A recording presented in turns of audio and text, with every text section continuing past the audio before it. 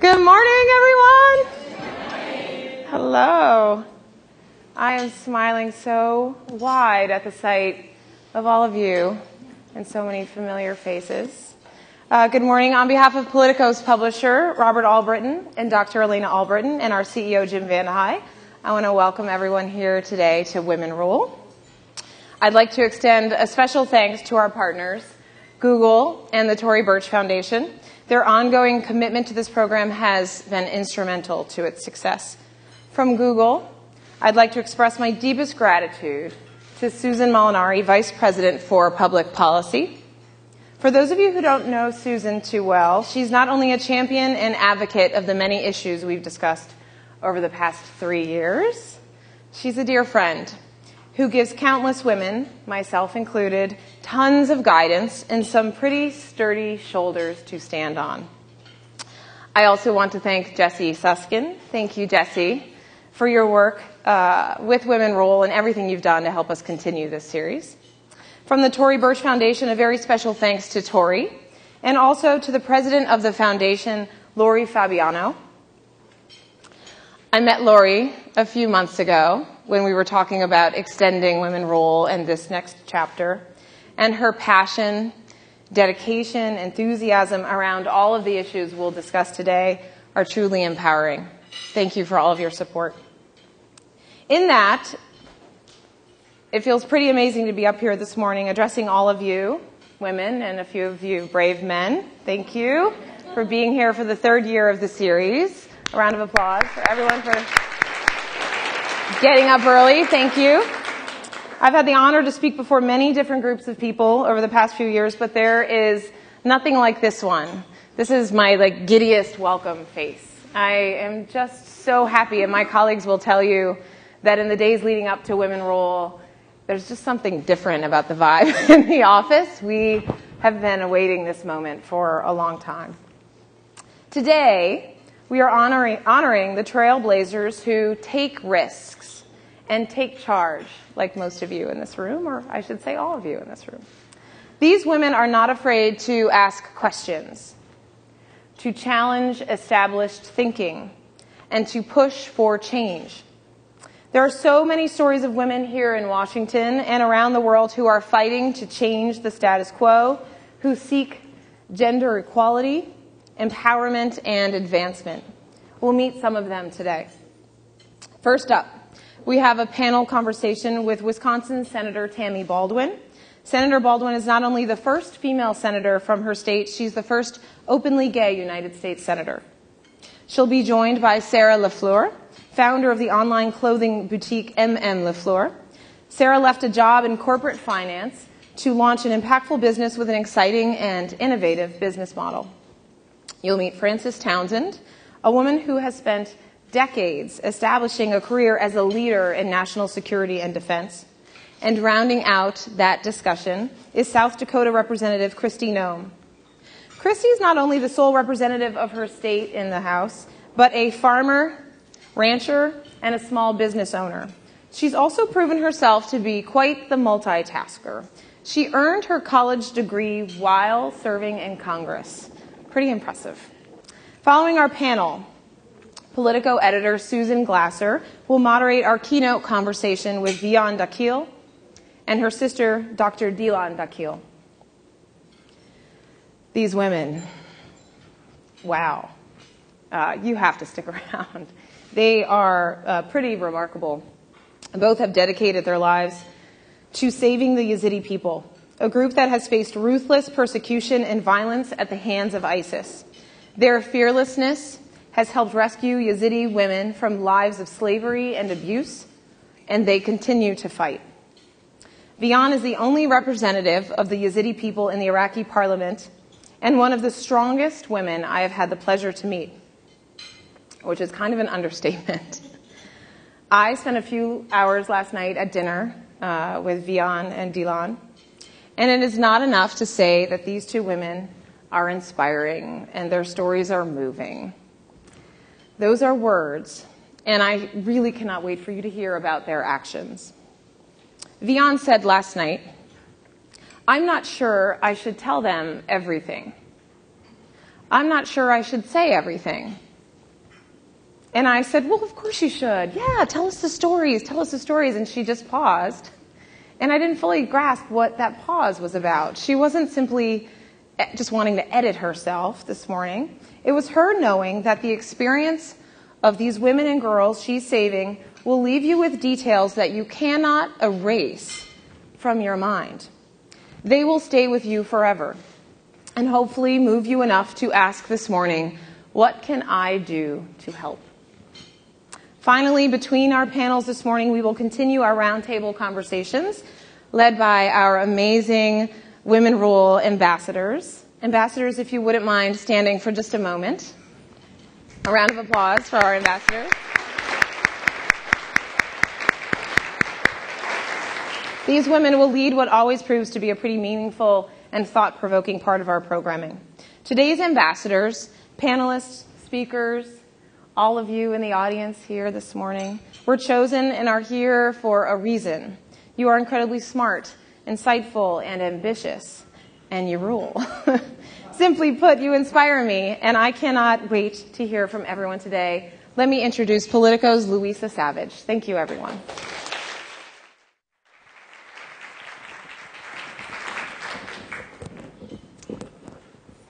Thank you so much, Kim.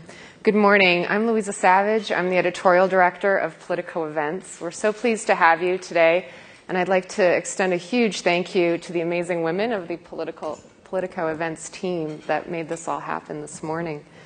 We're here to advance the national conversation around women and leadership in a substantive and memorable way, but also in a real way. We want to hear these women's backstage stories and really what was going through their minds at the moments where they took the biggest risks of their private lives and their professional lives. Every woman that we're about to introduce on stage has taken a risk to get where they are today, and I think we can learn from all of them. So I'd like to just bring them on stage now. I'd like to introduce Senator Tammy Baldwin, Democrat of Wisconsin.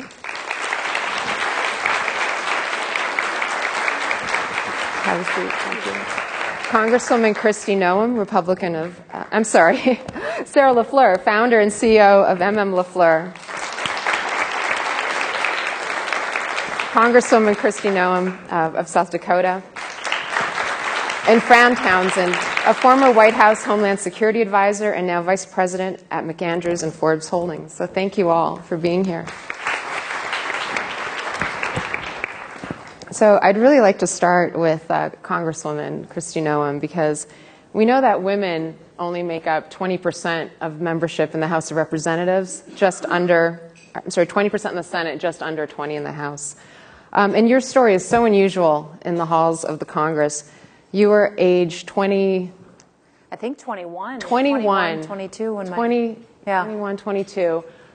When she was a college student, her father died in a terrible farming machinery accident. Mm-hmm.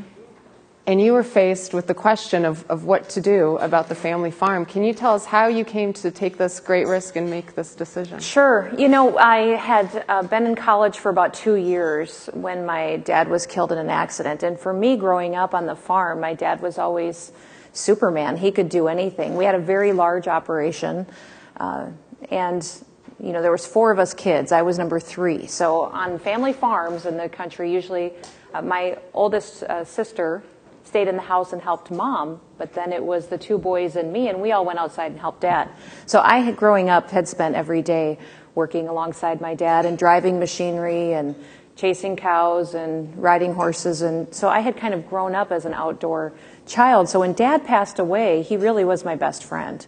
And it was a very hard time. Because we had such a large operation, my oldest sister was living in Georgia, my older brother was living in Oklahoma, and my younger brother was still in high school. I knew it was really up to me to come back and become the general manager of the operation. And so I did that, although it was extremely difficult. Being so young, we had quite a few men working for us on the farm. Many of them were in their 40s and 50s, and I didn't get a lot of respect. In fact, after, I would say, 6 months to a year, many of them left. I think it was probably hard to work for a young woman, especially a young woman who had spent every day with her dad. And I tend to be very decisive and knew which direction we needed to go. Luckily, with my mom's help and and with my brothers as well, we made the right decisions. But it was hard to... So at that moment, you're sitting there in college. Yeah. And you're saying, here's this 10,000 acre enterprise. I'm going to get up and go run it. I mean, did you have any self-doubt? And if so, how did you overcome that? I knew it would be hard, but I knew instinctively it was what I was supposed to do. You know, family farms, it had been in our farm for generations. So I knew it would be risky. I knew it would be tough. I don't think you know when you make the decision how hard it will be, and that's probably a blessing. A lot of times when you're taking a risk, you don't have any idea how hard it's going to be, but literally I got up every day and I did what I had to do that day, and then I went to bed with a list of what I had to do the next day. And really, when you start something, you need to keep it simple. So then you ran for office, and this is something that a lot of women just can't seem to take that step. What was the key thing that helped you plunge into politics? Well, I first ran for the state legislature, which in South Dakota isn't quite the commitment that Congress is. It's part-time, it's 40 days a year. You go there, balance your budget, pass your laws, and you go back home to your businesses. So when I ran for Congress, that was a huge decision. In fact, I refused to run for Congress for many, many months when people were asking me to, because I didn't think it was for me. And why wasn't it for you?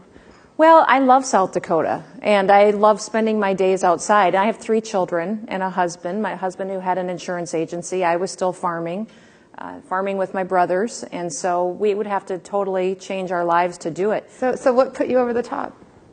You know, ultimately, I had one morning where I had 4 different phone calls from all across the country that were people that did not know each other, saying, Christy, have you ever thought of running for Congress? And so at that point, I said, at the end of the 4th phone call, within a 2-hour time span, I said, well, now I am, because this was, our faith is a big part of our life, and I really felt like at that point, maybe I was being disobedient to maybe something God had that He wanted me to do. So does it take someone to ask to get for a woman women to a lot run? of Is times, that what it is? I think historically, and maybe Tammy can talk about this, women need to be asked. I think we feel like we have so many other things going on, not only just businesses, but our families, other responsibilities.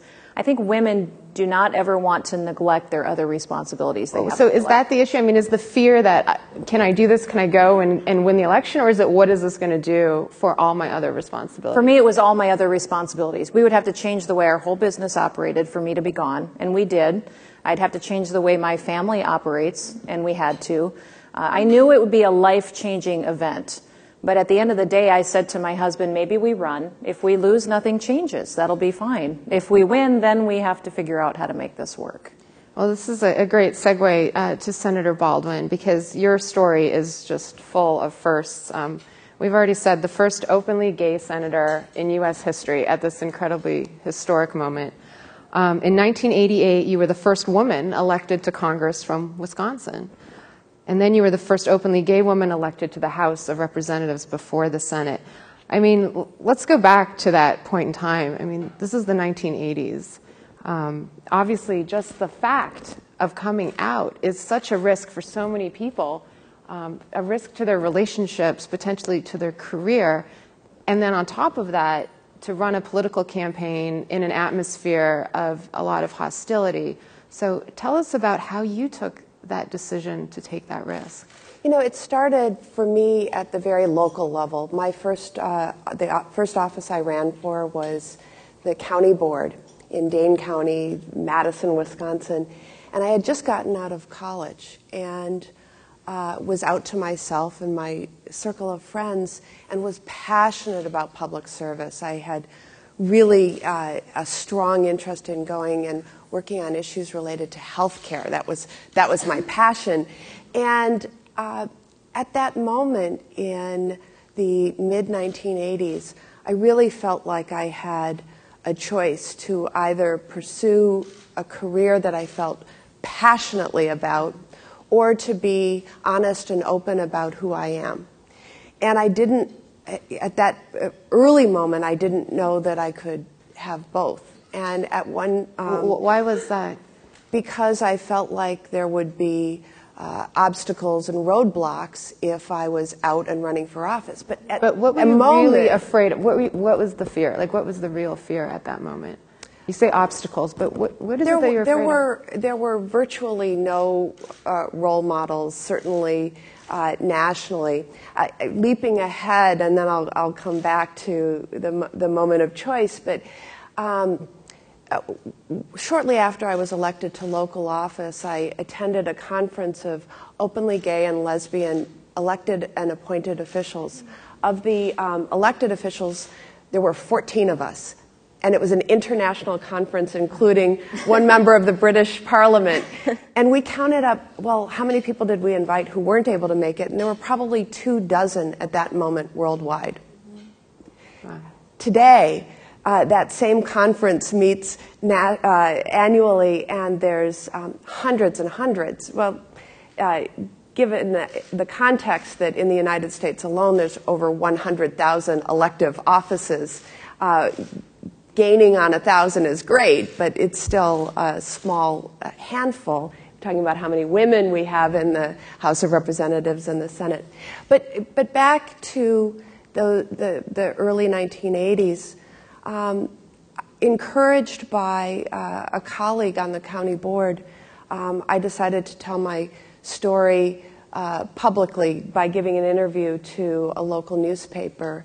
And I will tell you, it was the most freeing moment I can remember of deciding that I could live my life with honesty and integrity and could still pursue a career in elective office in public service. And as I said, freeing, but I also learned so much about the importance of integrity. Is if you're carrying a secret, it shows, right? And people look at their public servants, their elected officials, and expect integrity. I remember an encounter with a guy who was approaching me during the height of my campaign for state legislature, and he kind of walking over, and I thought, oh, here comes trouble. This is going to be quite an encounter. And he said, if you can be honest about that, I believe you'll be honest about everything. And you've got my vote. And it was one of those moments where it was it was very clear to me that this was the right thing. And, thinking about women running for office and seeing themselves in these positions, the role model aspect is very important. I remember the huge influence of watching Geraldine Ferraro accepting the nomination for vice president at the 1984 Democratic National Convention.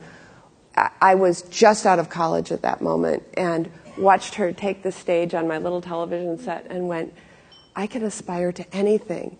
And I know in the LGBT community, where so many have incredibly painful stories about opportunities that have been foreclosed because of a community and a world that isn't terribly tolerant or accepting, to see others like themselves take those steps and succeed is incredibly powerful.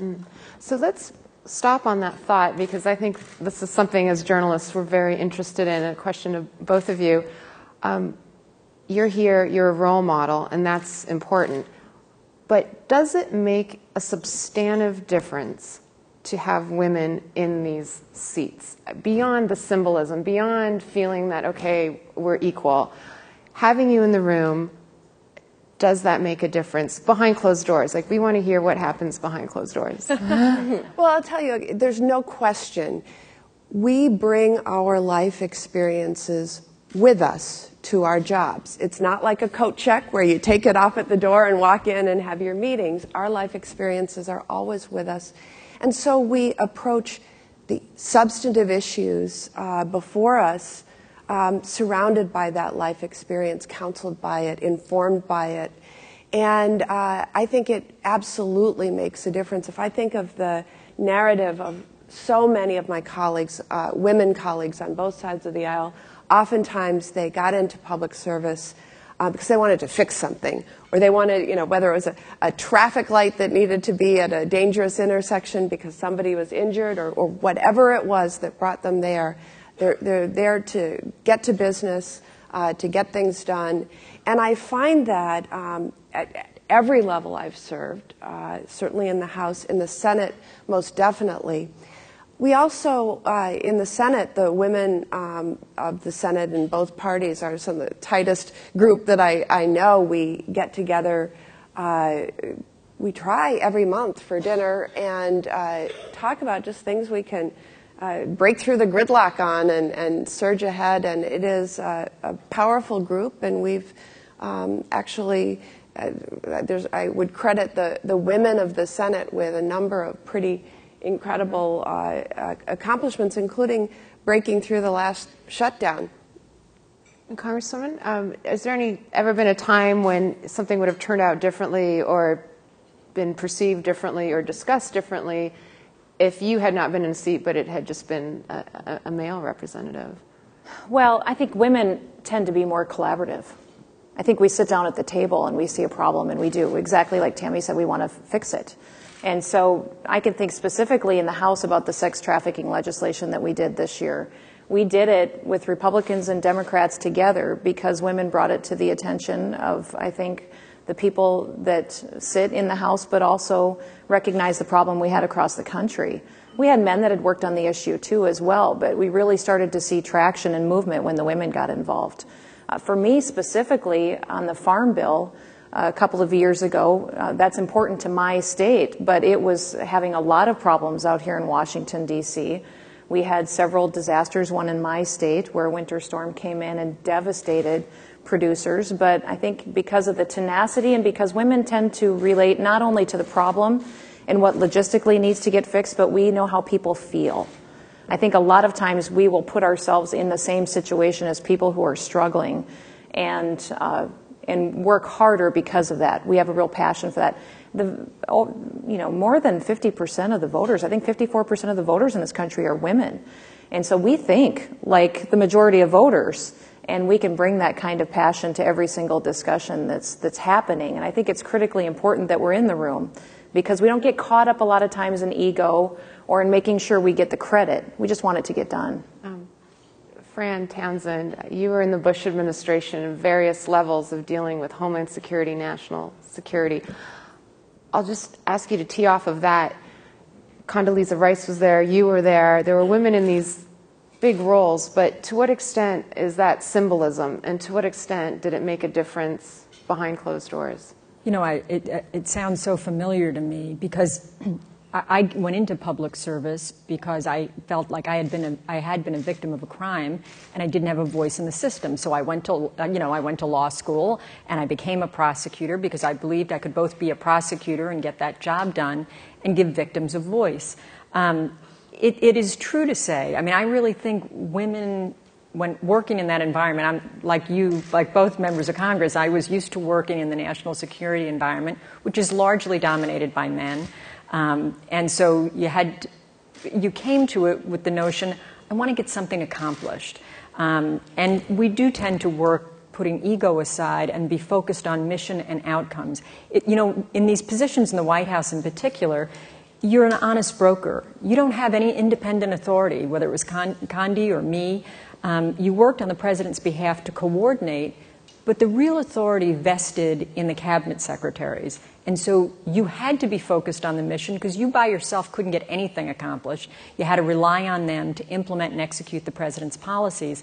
And so it's interesting, you mentioned Condi and me.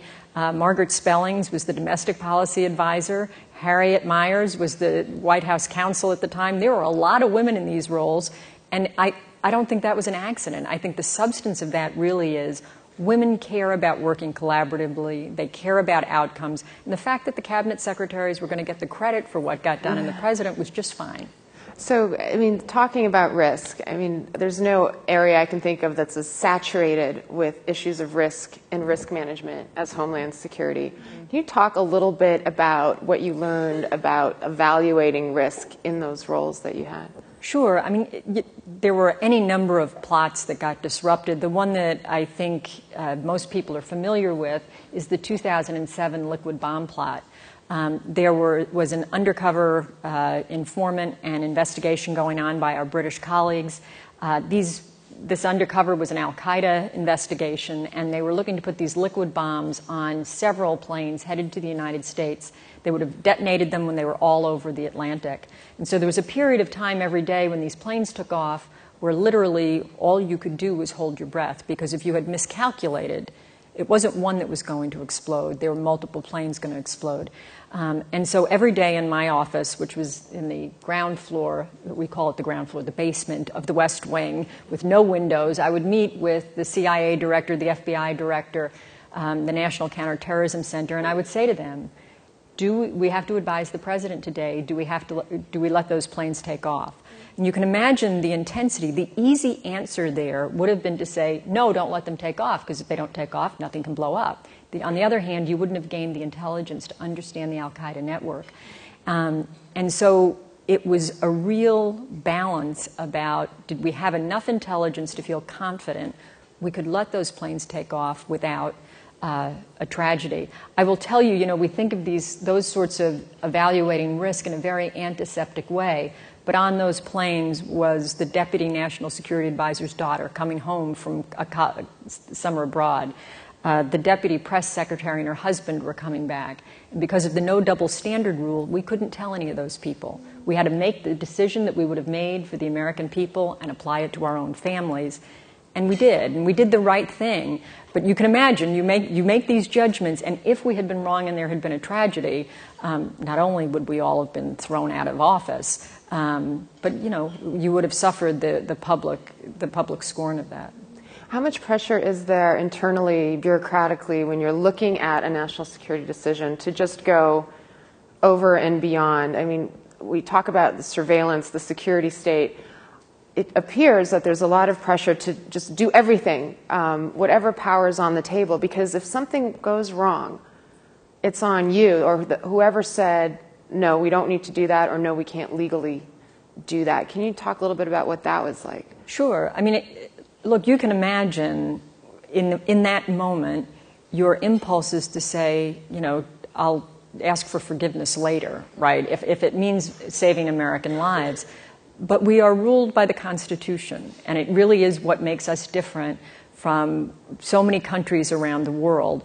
And I will tell you, when you have those pressures, there is actually not only safety, but insurance in a group, because you have enough different voices at the table to say, wait a minute, have we considered? Wait a minute, have we gotten the legal opinion? And so I will tell you, part of the strength in our system is that different legal authorities vest in different places in the government. And that separation is actually quite important in a crisis, because the group has to say, do I have the legal authority to take this action? The Attorney General, the FBI, the CIA, they all have independent authorities, and that independence among them is really the strength and the safety in the system. One thing that was interesting to watch in this administration on national security was the difference between Hillary Clinton and Barack Obama on the issue of arming rebels in Syria. And she said, I thought we should go ahead and arm them in the conflict. And he said, that's really risky. We don't know where those weapons will end up. And obviously, we don't know what the counterfactual, how it would have turned out. But it raises an interesting question about Hillary Clinton, which is, do women in those roles feel they have to be tougher and more hawkish? Is there pressure on them to show that, because otherwise they might look too feminine or too weak? What do you think? I don't buy that. I think it's self-selection, right? I think women who wind up in what we call hard power national security roles end up there because that's where they're comfortable, and they're comfortable applying sort of the hard power tools. So I don't think women are sort of pressured to, act tougher or be one of the boys.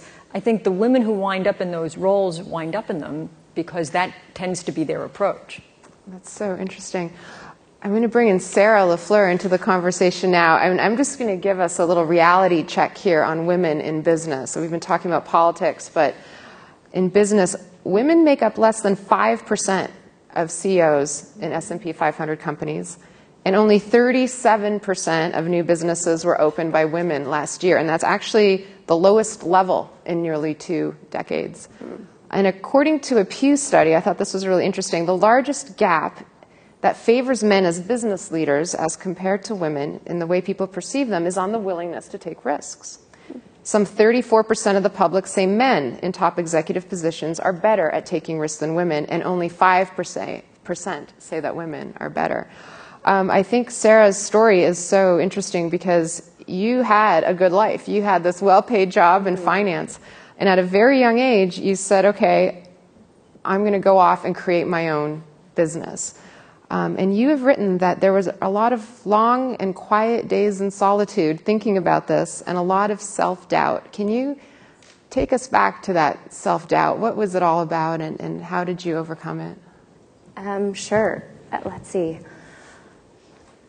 I was working in finance. I actually had, I was first in management consulting, and I always thought I wanted to go work for this private equity firm.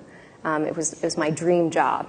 And by some miracle, I got it. And I remember, it was fancy. It was, we were flying over to Paris in the CEO's private jet, and we were working on how to get this luxury brand back on track. And on paper, it was really everything I had imagined. But I remember I was walking down the street in Paris in my favorite heels, and I just remember thinking, why am I so unhappy? And that was I thought that was a sign, because that was the dream, the job I had dreamed of for maybe about 2 years at that point. And 4 months in, I quickly realized this is not where I want to be. And it was once I realized that, I was pretty quick to make the transition into deciding that I wanted to start my own thing. It's not really a strategy I recommend across the board. I really quit cold turkey. I told my boss I was leaving, and 2 weeks later I was out, and I started working on my startup, MM LaFleur. But, I think until the point I quit, I felt like I was on this track and I just had to jump off. I felt, I'd gone to college, I had gone to a consulting firm, well-respected, I had joined this private equity firm, and by all accounts, I was doing well in my career, but I felt like I was on a track, and in order to get myself off it, I couldn't just wean myself off it gradually, I really had to jump. And so actually the solitude and the fear that you mentioned happened after I quit, and I realized, what on earth have I just done? I was suddenly, I was like, oh my gosh, I don't have health insurance. And Cobra really saved me on that front, although I didn't actually realize how expensive Cobra is until I quit my job. And I think that's when reality suddenly hit. And I had to actually, I started tutoring. So I tutored for the first 2 years as I was trying to get my company off the ground, because, and my PR person says, don't tell that is so not glamorous. I'm supposed to be running a fashion brand, but that's the reality of startup life. You have to find a way to support yourself. And so I started tutoring, and that really took me through the first 2 years as I was trying to get the company off the ground. We at Politico love your brand, and it's beautiful. Thank you. But the reason we love it is your motto is, a woman's clothes should be the least interesting thing about her. And I love that so much, and I've never heard any other label say that. You do a lot of thinking and writing about women in business, women in leadership. And this translates, I love this, into your clothes. And so you had a recent collection that was called Practice. And I just love this. It was inspired by ballerinas, but not by the tutus, not by the tiaras, but by the practice wear, the idea that it's the practice that's what's important, and not, the on stage. Can you talk a little bit about how you translate, women into your business? It's so interesting. Louise is our best model. Yes, so the collection was called Practice Makes, and I think most of you are familiar with the phrase practice makes perfect. And I was like, that's not quite right. And so we started writing our own version. What does practice make? Practice makes purpose. Practice makes possibility. Practice makes power.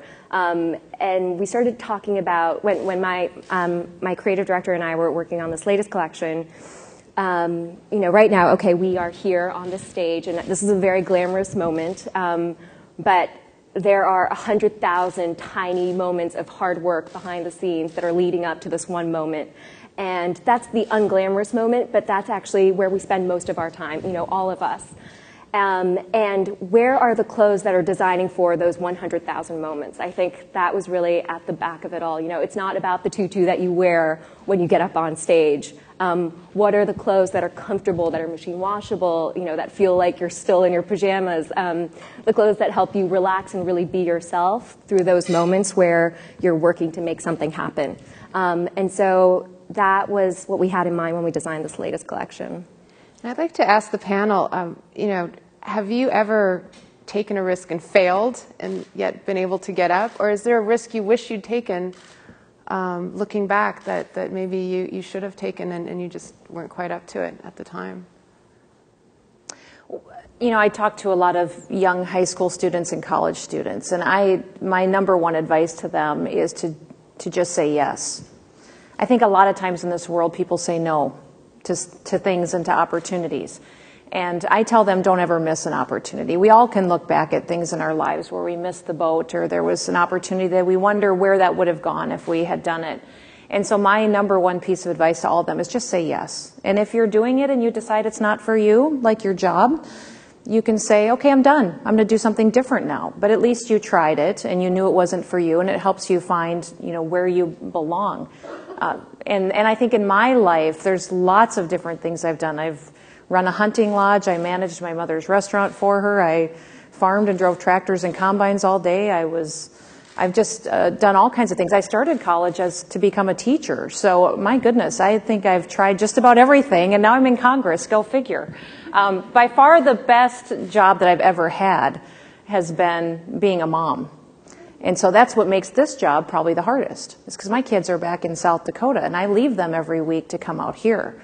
But just because you're doing a job doesn't mean that you can't still be a great mom. And I think that you don't know how to do that or to do it successfully unless you try, unless you do it. And that's what I am the most concerned about, and what I tell my kids all the time is, if there's opportunities, just do it and try it. And if it doesn't work for you, you can always try something different. But that's one of the things that I encourage everybody, is not to look back at their life and think about all the opportunities that they missed. I'm going to now put the elected officials on the spot. One of the most risky things a politician can do, I think, today in this age of extreme polarization is work with the other side, break with party orthodoxy. So, Senator, according to opencongress.org, you vote with your party 97% of the time. Congresswoman, 95% of the time. So what is something that you could break with your party on and work with the other side, and what is holding you back from doing that? We really want to understand this as people who are nonpartisan. Well, I don't feel like there's a lot holding me back from doing it. I think of yesterday and today, working with my colleague Shelley Moore Capito, who was in the House with both of us and is now a member of the Senate, Republican from West Virginia. And we are working on legislation together that focuses in on the Veterans Administration, and particularly how we are very concerned that there's an over-reliance on opioid medications for a variety of conditions, including, of course, physical pain, but also misuse in other areas. And we have some very important legislation that we're working on together and trying to shepherd through committee, and have been very intensely focused on it. And I think earlier I was talking about our gatherings of the women senators, where we're always exchanging ideas and pushing things forward. So I do not feel that on a day-to-day basis that there are significant barriers to bipartisan work. when you get up to the leadership level and what is put on the calendar for votes, then you tend to get into the elevation of issues that are more partisan, that separate the parties, and that's unfortunate. We have to do a better job of convincing them to put the people's business back on the agenda rather than... And what happens when you try to do that? You know, it's frustrating when you have folks willing to shut down the government over women's health, for example. But you know, perhaps electing more women to leadership will be the ultimate answer. That's right. That's one of the things I was going to say, too, is we've proven on human trafficking and on different issues that we can work together very well. I'm the co-chair of our Women's Bipartisan Committee. We work together every day to have different initiatives that come forward. The problem is the scheduling on the floor. Sometimes the most partisan issues are the ones that are scheduled to be voted on. And that's unfortunate because virtually almost every bill that I sponsor, I work very hard to have a Democrat co-sponsor with me. Because I think if I can't find one member from the other party to think it's a good idea, then maybe it isn't something I should be focusing on right then. I had some very large battles with my leadership during some policy discussions a couple years ago, very public battles. So we will fight our own leadership if it's an important policy. But I think the voting percentages that you talked about reflect what actually we get the chance to vote on, not necessarily all the things that we would like to see on the floor. Well, we are running out of time, but I feel like we could continue this conversation for another hour. I'd like to thank you all. I'd like to invite all of you to continue the conversation with our roundtable ambassadors, and we will be back in 20 minutes for those of you on the live stream. Thank you so much. There's so much more we'd love to talk with you about. Thank you.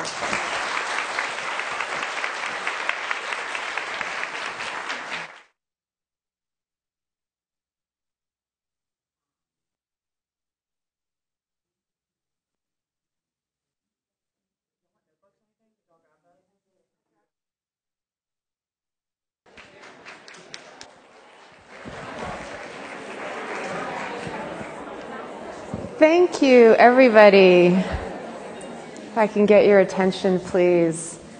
We hope you've had a great coffee break and some meaningful conversation. It's really important to us at Politico that our women rule community is a community and that you get to know each other and stay in touch, and that this is an ongoing learning experience for all of us.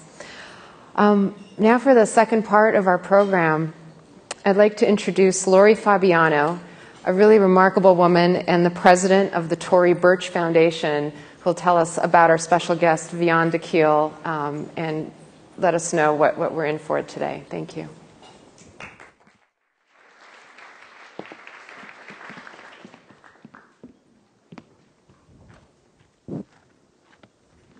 Good morning. It's such a pleasure and honor for the Tory Burch Foundation to host Women Rule with Politico and Google. They're just the most wonderful partners. The Tory Burch Foundation empowers women entrepreneurs, and you heard those disappointing business stats that Louisa mentioned. So I urge you all to visit the new Tory Burch Foundation website, where there is a wealth of resources for women entrepreneurs, and to spread the word that that resource is out there for them. But for now, the theme of our program is women taking risks. And there is perhaps no greater risk than risking your own life. But that's exactly what our next speaker has done and continues to do.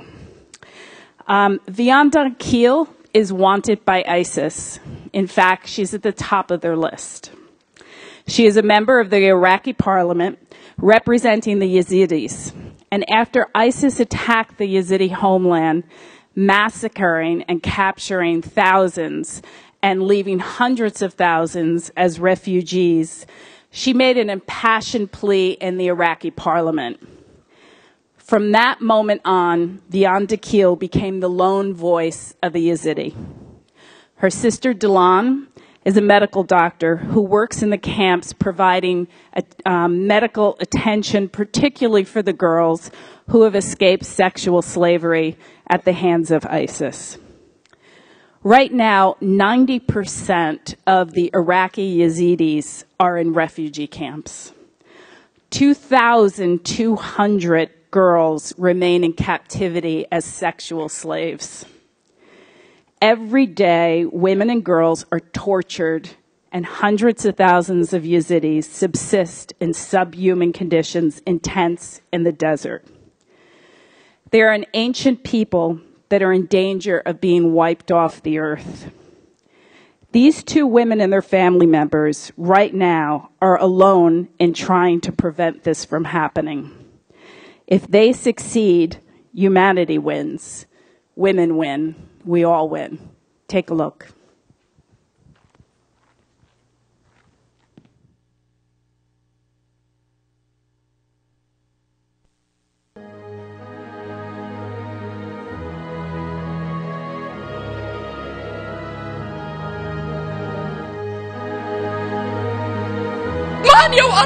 ساعة 30,000 عائلة محصورة في جبل سنجار. نساؤنا تسبى كجرايا جاريات وتباع في سوق الرق. سبات دين كامل على وجه الأرض. أخوان، أنا أناشدكم باسم الإنسانية أن تنقذونا. شكرا جزيلا. شكرا جناب النائب. Earlier this week, one Iraqi in the area cried to the world, "There is no one coming to help." Well, today America is coming to help.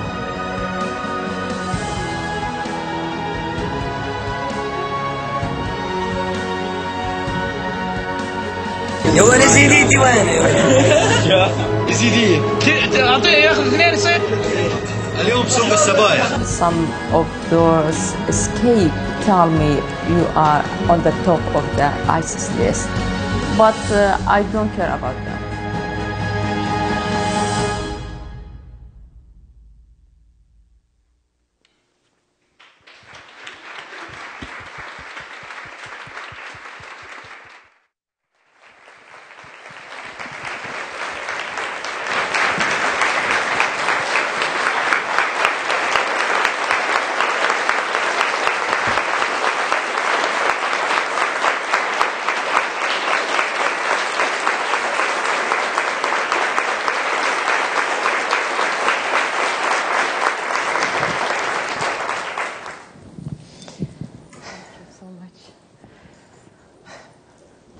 Vian, Dilan, all of you, thank you so much this morning. This is one of those aftermath of a stirring moment conversations we're going to have. It's incredibly powerful for you and for all of us to see your emotional plea and to see the response by the President of the United States. He said, "This is one of those days when America is coming to help." But as I've been looking back over your story of what's happened in the years since then, I think that's a conversation that we need to have this morning too. America came to help. We sent our helicopters to the mountain. You were in a helicopter crash last August 12th. We can talk about that in a moment. What's extraordinary today is how little help has been in the follow-up. And I'm hoping that you can start this morning and tell us right now what is happening. There are still thousands of Yazidis being held by ISIS right now. What is the situation of your people right now? Okay. Thank you for everybody. Thank you for you. Unfortunately, after 1 year, we now on the ground, we have 420,000 people are a refugee, Yazidi refugee. They living in the camps, under tents, with very bad situation. And we have about 2,000 girls, Yazidi girls, are still kidnapped under ISIS control. And also, it's a very terrible situation for those girls because I am hearing about that every day. Some of those girls call me directly and explain for me what happened with them. 90% of the Yazidi people are refugees in the camps in the Kurdistan region, and some of them in Turkey and in Syria, with no enough food, no water, no enough water. And I think no schools, no health centers. I think after 1 year, when some of people are forgetting what happened with the Yazidi, because I think everyone hearing about in the 3rd of August 2014 when ISIS attacked the Yazidi community in Sinjar, they kill all the men, almost the men, and kidnapping the women, and separate the children from their families, and keep those children in the special school for learning them about how to fighting or to change them to a new generation for terrorists, for ISIS. So, Vian, it's almost incredible for an American audience, and I asked you this several times last night because it's hard to imagine the level of international help. You have no American aid on the ground right now, and Dilan, you can tell us this too. You have no medical facilities in these camps. You have not heard from all the people who you heard from a year ago. You haven't heard back from anyone in the American government. Is that right? Yes, actually, the most thing that disappoints us after each speech or panel we get into, and we share all these sad stories to people, and then we don't have anything in response. We go back home disappointed, actually. The situation in the camps is very terrible, and I was surprised, actually shocked, that people here said they are getting a lot of help. They are not. They are living in tents, which is not a mobile caravan, just simple tents that are not waterproof and not fireproof. Just before a few months, one of the tents burned in summer, and the whole family burned inside the tent till death. And actually now we are, the winter is here already, and there are no floor to sleep on. They sleep on mud. And when it rains, actually, all the rain goes into the inside the tent. And there are no medical care centers inside the camps. Many diseases are endemic inside the camps. And me, as a doctor, I work in the camps, and I witness all these cases. Children having vomiting, diarrhea, dehydrations. Now cholera is endemic in all the camps. Children are dying, and there are no actual medical care going there. And actually, for each 10 tents, there are one bathroom. Mm-hmm. So you can imagine how the terrible hygiene situation is there, and how diseases can be easily spread. This is the situation of people in the Yazidi camps, actually, which is what makes them different, or what makes the Yazidi situation more unique than the others. Refugees, because we have a lot of refugees in Kurdistan region, Christians and some of Shabak and Arab people who had to leave their lands. But actually they live in most of them in houses, or the other refugees live inside like mobile house or caravans. But only the Yazidi refugees live in tents. They did not provide them any of these good facilitated mobile houses, because they don't have a big lobby or people that care about them to force the Iraqi government to support them and provide them such a good housing. And it's also only the Yazidi women and girls who have been subjected to this sexual enslavement. And I want to talk about that, because it's another one of those things that's really hard for people even to fathom that this is actually going on. You have met many of these girls. Last night when Vian and I sat together, she had to have her mobile phone sitting out at all times, because she's given out her personal phone number and is receiving phone calls from people even in captivity at all hours of the day and night. What is responsible for this unique form of persecution of Yazidi women? Why is this happening?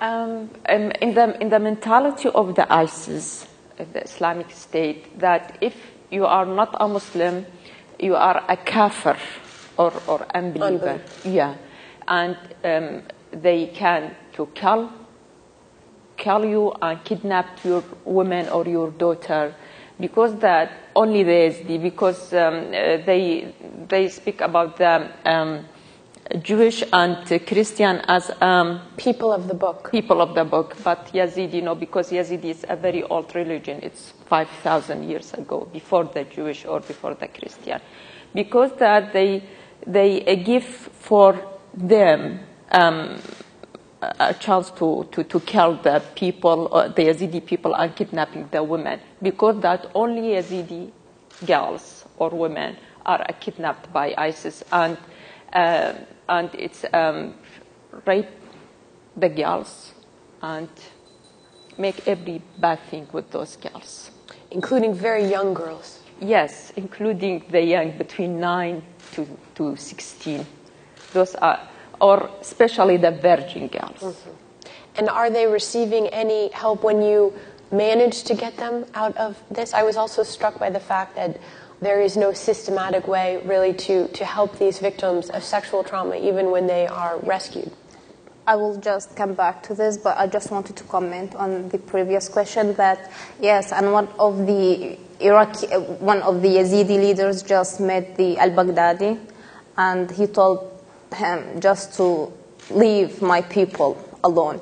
He said, like, I have Quran, and you are not mentioned, so I don't have any other rule to treat what to do with your people, just to kill them. So I don't have any other chance. It's not written here. Yes, and according to the girls, actually, I have witnessed a 9-year-old girl who was raped. They rape. Actually, when they took the women and the girls, they separated them, the virgin girls from the non-virgin girls, and they started raping the virgin girls. And how they did that, they had a doctor with them that was examining the girls, if she is virgin or not. I think it is terrible for every one of us to experience such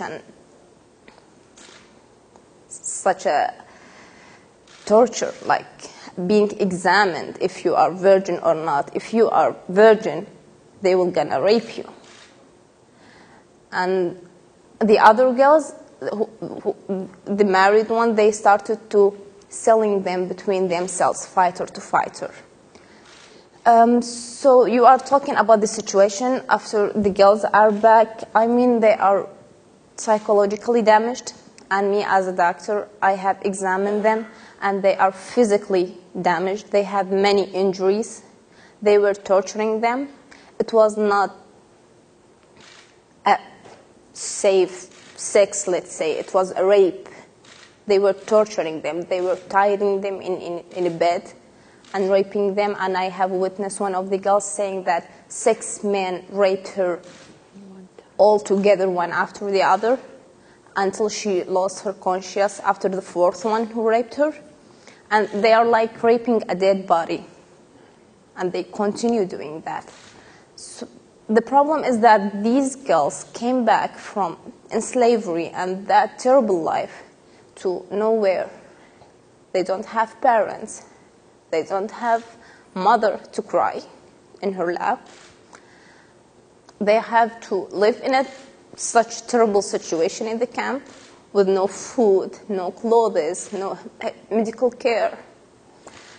And of course, no one can just cope with this psychological damage inside herself if there are no one to help her.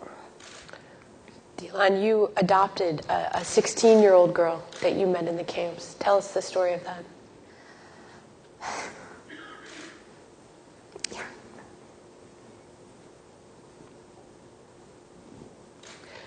We'll come back to that. So, Vian, how are you helping these women escape? How is it even possible for them to leave this ISIS territory? Every day I have many calls from those girls, those kidnapping girls, because I give my phone number, my private phone number, on the media, Iraqi media, for all the people, and tell this is my phone number. If anyone can help me, or for those girls to call me, and if I can to help them, I'm ready for everything. Sometimes they are call me, or some family, Yazidi families, are call me, say, please, Vian, one of the ISIS to buy, sell it? They are selling the girls. Selling the girls, and I would like to buy my daughter or my wife. If you can help me, sometimes I can help him by some money to take one of the person to go to the another side and give this girls or women. So people are actually going in and out of the territory that is controlled by ISIS. Yeah. And only last night we can to escape a family, mother with 3 kids. Yes, I'm very happy for that, and she sent me a picture. Yeah, she say, thank you, Vian, I'm now in the safe area. But there's no organized rescue effort. This is all informal. Yeah. These are family networks and networks of Yazidi community leaders, basically. But there's no one assisting you from the Iraqi government. No. There's no one assisting you from the United Nations. No. When we speak about our government, the Iraqi government, unfortunately, before the last week only, Iraqi Prime Minister, he's in New York. He had a speech in the New York in the Security Council. He speak about everything, about ISIS, about Shia, about Sunnah, about Lafar, about Spiker, and they don't tell anything about Yazidi women. Because you are a prime minister of the Iraq, you have 3,000 Iraqi girls are kidnapped by ISIS. And he didn't mention it? No. Because that, every time we feeling we are alone. We don't have anyone to support us. It's like you called the world and the world didn't answer. Yeah. And because that every time I'm going to speak with the another people outside here in the Europe, and I know my English, it's not good, but it's okay for me. No, it's okay. I would like to tell the people this is our situation. I'm not thinking about myself or my language. It is not a big deal for me. My goal is to tell the people this is the situation of the Yazidi people after 1 year. Right. I think that's the part that's the hardest for people to understand in many ways, is how we could have organized an international effort, a U.S. effort, to rescue the people from the mountain, and yet it's still actually hard, I would guess, for many people in this room to understand how little help has come your way since then. And so one question that you will hear here in Washington is, isn't this a matter of security? Isn't this the problem that it's just too difficult to come into this region to save your people? Actually not. They are talking that we are in a war area that is very unsafe and insecure, but all these camps and people are living in Kurdistan region, which is totally safe, and there is no war there. If people want to help, the help can go there directly and very easily. The ISIS problem could be political, could be like we need military to solve this problem, but we are in terrible humanitarian needs in Kurdistan region inside our camps. I think this is not that difficult to be done. What is the situation in terms of the war right now? And is there any prospect of military gains that would lead to the freeing of the remaining Yazidi prisoners? Is the Iraqi... Yeah, I think, do you know, all the Iraq, it's not a state, it's an unstable. In Salahuddin, in Anbar, in Mosul, they are a hot area. Yeah. And ISIS, it's control those area. But, and near the Kurdistan, some of the border of Kurdistan. But all the refugees now are in the Kurdistan region. And the Kurdistan government, it's care about the Yazidi and give help for Yazidi. But the Kurdistan, the Kurdish people, those are a victim also because they have a bad... They are in need of help. Yeah, they are. They need the Iraqi government to help them. So they do the best for our people, but actually they are in need of support. So you two come from a pretty remarkable family. We talk about risk-taking as a theme of this conversation this morning. You know, many of the risks that we all here face are more metaphorical than actual, but obviously right now you're actually putting your lives on hold to do something for your people. Vian is the oldest. Dilan is the youngest of a family of 9 children. Almost all of them are doctors. Your father runs a hospital in Erbil. What is it about your family? What is the ethic of your family that led to all of you deciding to stay in this very risky situation and try to do something at a time when nobody's doing anything? Yeah, I tell you something about our family. We are 9 kids, but almost the Yazidi families are a big family. Why? Because every 100 years, someone came and killed the Yazidi community. Really. Because that we have some idea, it's to big family, it is better to continue. Right, to rely upon yourselves. Yeah, because this is the 74th time genocide against the Yazidi through the history.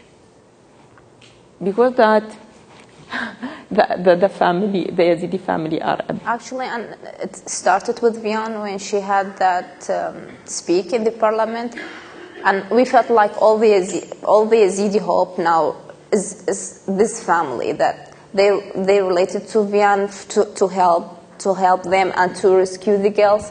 And we started like having this medical treatment for the refugees and the girls who managed to escape. Actually, as you mentioned, 7, we are medical doctors that have our own mobile clinics inside the camps. We do some help for the refugees. And my father, as you mentioned, he has a private hospital, and we have been doing like a lot of surgeries for the refugees who are not only the Yazidis, all the refugees in the camps that lives actually near to our hospital. And after that, we felt that we are responsible for those people. They have nobody else to go. If we did not help, or if we decided just to be an ordinary family living in Iraq, trying to give some help, they will have no any other people to go through to help them. So it's hard to be in that situation. Actually, I'm 25 years old, but I feel like I'm 125 now after this year. But we have to do that work. Like, it's our responsibility.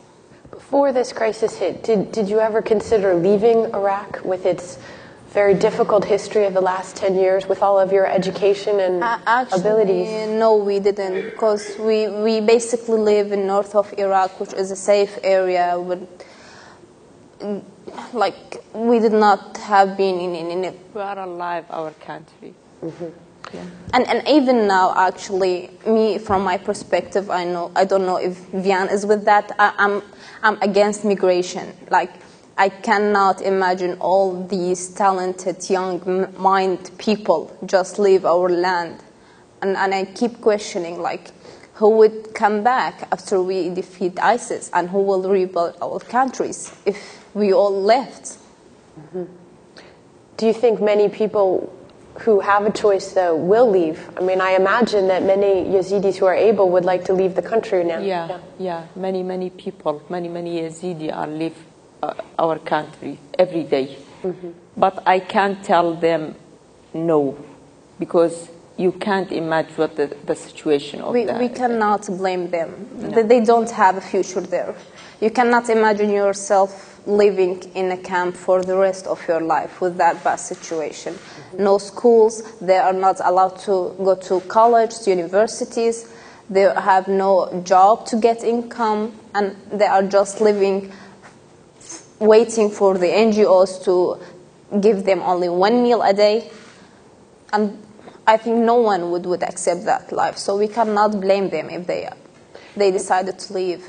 Are they finding it possible to come to Europe or the United States? Actually, yeah, to Europe, actually it's easier. Like, we had many people that just migrate to Europe, especially Germany, but US, I haven't heard of that much. So I want to go back in time to that moment when you made the speech that was heard around the world and heard here in Washington. Tell us a little bit about what you were thinking. Had you planned to do this? Why did you decide to speak out? What was happening that day? I tell you, on the 3rd of August, ISIL attacked the Yazidi village. And in the first time, my phone, someone called me in the 6 morning, 6 a.m. Call me and say, ISIL attacked the Yazidi villages. I say, what? Yeah, actually we did not accept this idea in the start. And after that, another one, and it's beginning to hearing about what happened. All the people are run away for the mountain. The ISIL killed the man. ISIL kidnapped the women, and ISIL killed the children. And for 2 or 3 days, every time I'm hearing about what happened, go to the outside, go to the mountain, go. And I'm going to the Baghdad, to the parliament. We had a session in parliament.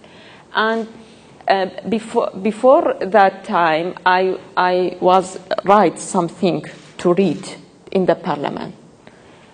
When I go to the stage, I became a talk about what happened.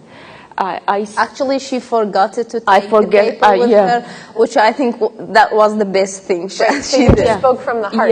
Yeah. And after that, nothing happened. No.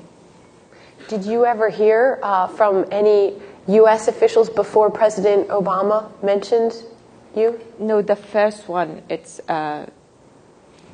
was President Obama. Yeah, and how were you watching it? How did you find out that the president had said? My brother sent it me by email, and I said, oh, good. This is the first step. It's very good. When the President Obama say that, it is very important for me, and the airstrike start. But actually, the question here and what after that? Right. It was a very few airstrikes, and they did not help that much. And you haven't really been able to be in contact with any U.S. officials in recent months. There hasn't been any new activity on the part of the Americans. No. No. You wrote a letter to Michelle Obama. Yeah, yes, I was sent a letter for Michelle Obama, and she did not respond. Have you ever heard from John Kerry, the Secretary of State? John Kerry? No. What would you say to them today if they were to answer your letter? I say not only for them, for anyone to care about the human rights and the women's rights and the children's rights. We have 3,000 girls are kidnapped in ISIS, and we have 1,000 children between 3 to 10 years are separated from their families and kept in the special school. We don't know what happened with those children. Sometimes we see the photos about those children, the girls, the young girls with a scarf, with a black scarf, and with it's a hijab, yes, and the boys he with this scarf. Mm-hmm. They learn them how to fight. I tell all the people, we need help, please.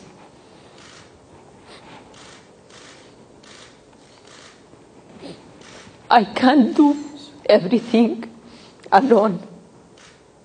We need someone to help us. Dilan, tell us about when you go to the refugee camps.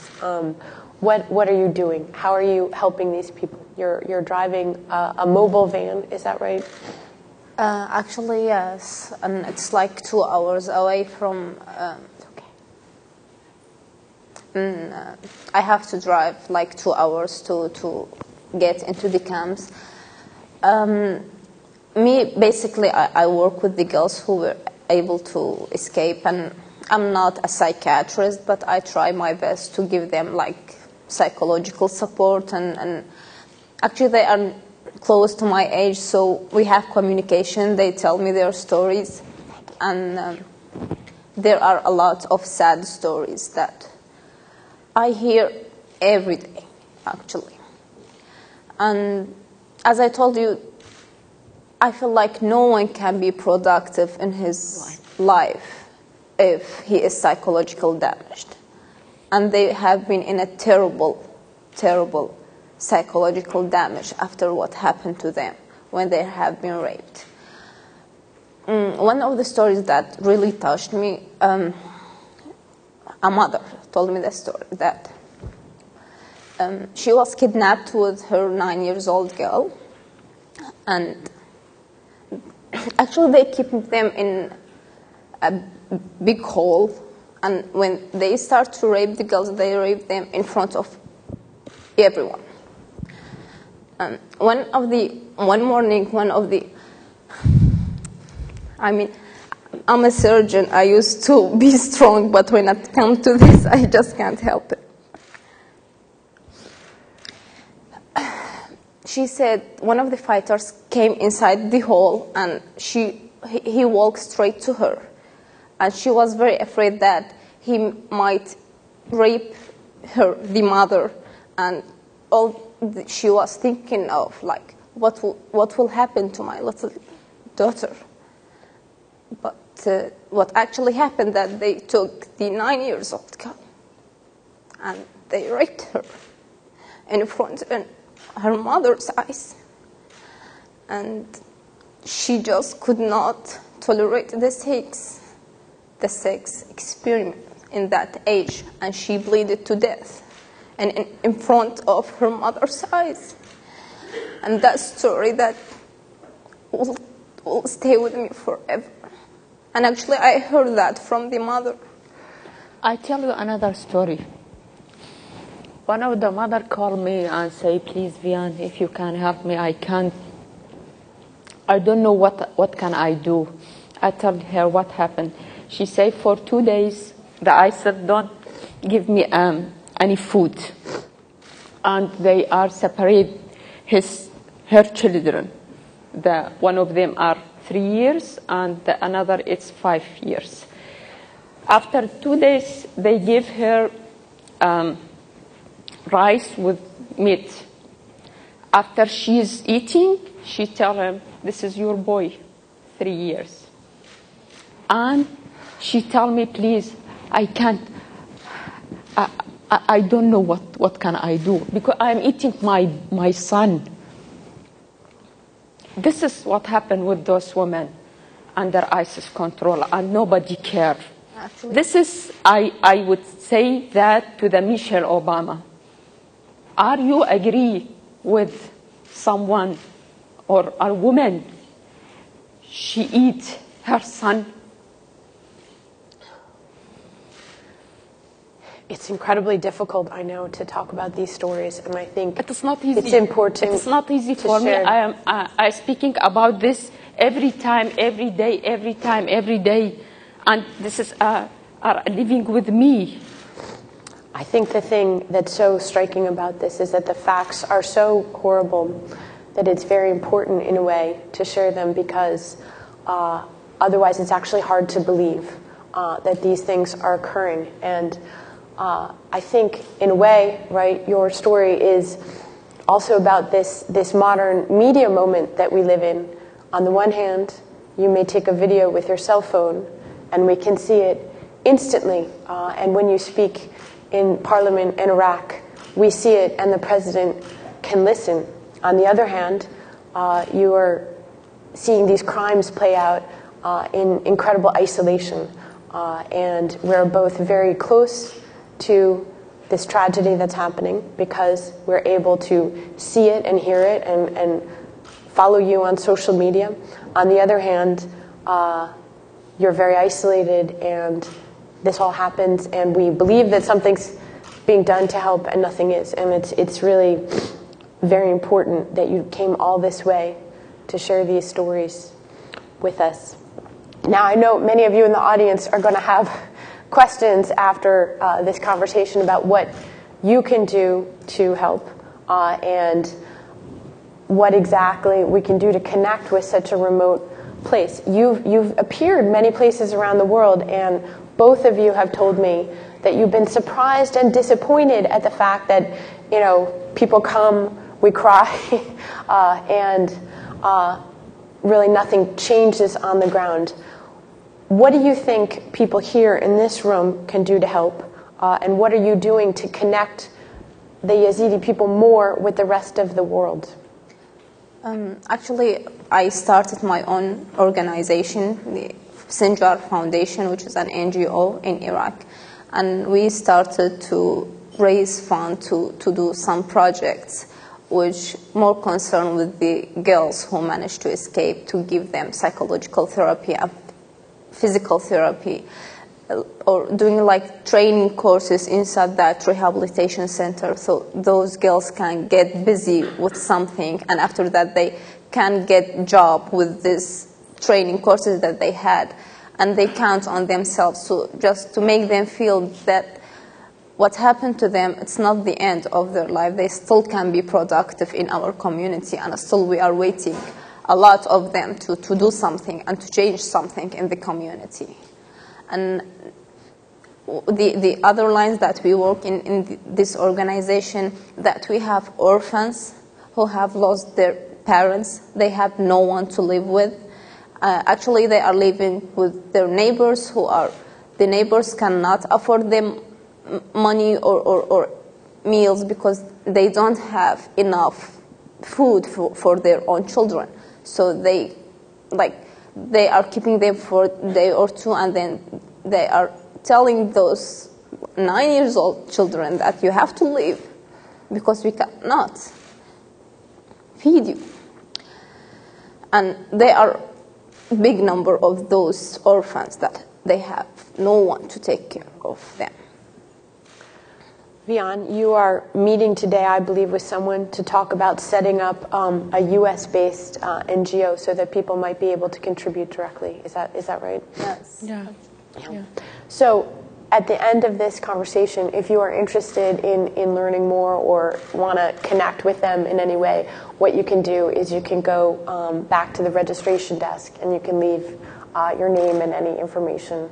And when that group is set up, we'll also probably send a follow-up email to the people who came this morning. But right now, I just want to thank both of you for sharing these incredibly powerful and difficult stories with us.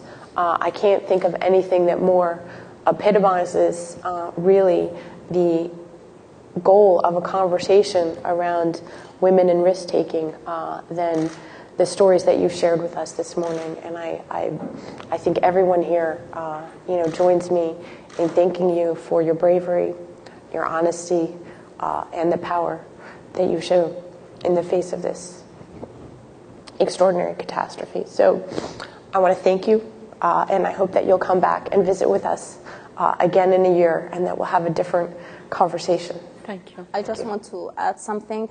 I didn't tell you about my daughter, which is 16 years old, and she is willing to continue medical school, so she will be the 8th one of the family member. You'll bring her with you when you come back next year. Sure. Thank you. That was great. You all right?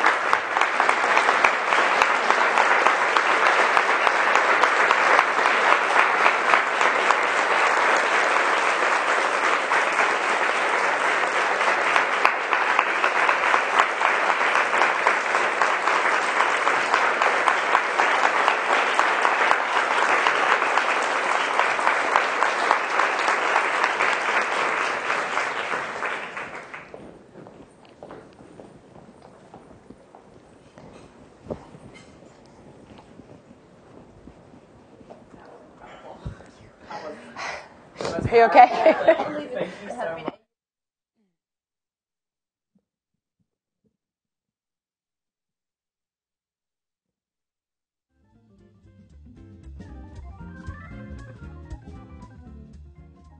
Thank you, everyone. I don't know if my mic is on.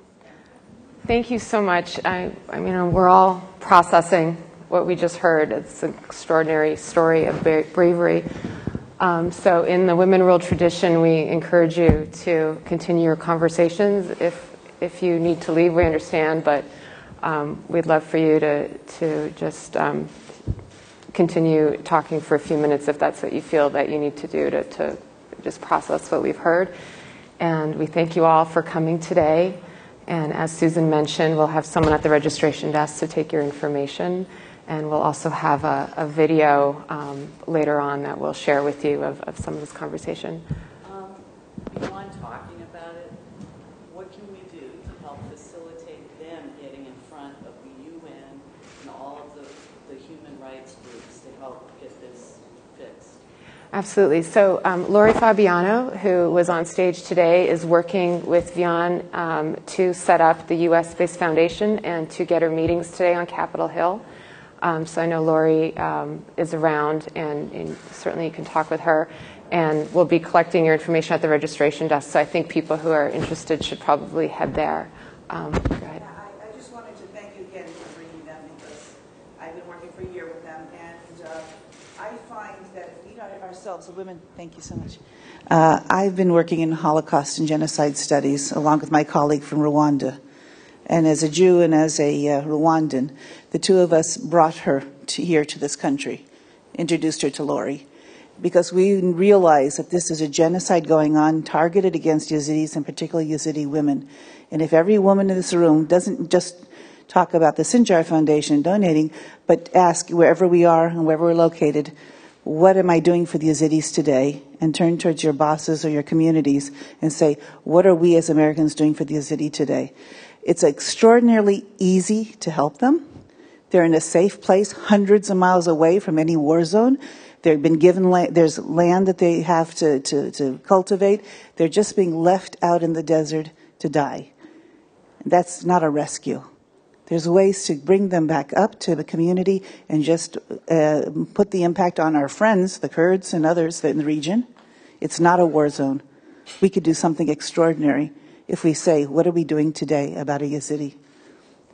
And I think there is no one else that can do it for them. They have no other community. Absolutely. And so I hope that our Women Rule community can step up to that challenge. So thank you all again for being here. And we'll be emailing you the video when it's ready. It'll have the highlights of this conversation and today's event. And we'll hope you'll share it far and wide. So thank you very much.